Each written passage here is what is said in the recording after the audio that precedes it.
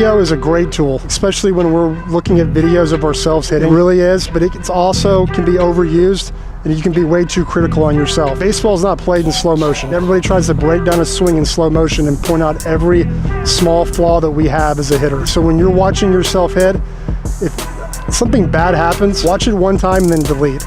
Save the good ones, delete the bad ones, and move on. But when we're watching those videos, I want you to start paying attention to your hands and where they're placed. All right, so if my hands are right here, all right, what's in the way of my hands to the baseball? Nothing. Now, if my hands are here, but when I start my turn, my coil, my load, whatever verbiage you want to use, and they land here, what's in the way of my hands to the baseball now? My body, right? So once I get to this point, I have to figure out how am I going to get this to the ball.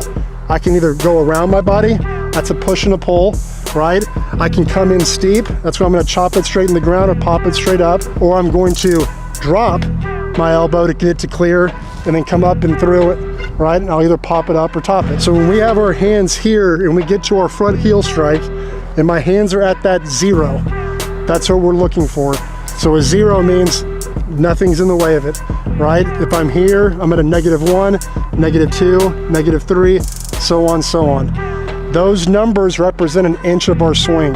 That doesn't sound like a lot, but it does when we're putting everything together. Now, as a hitter, if I'm here, I'm left-handed, all right, and the majority of us are going to be dominant eye of that same.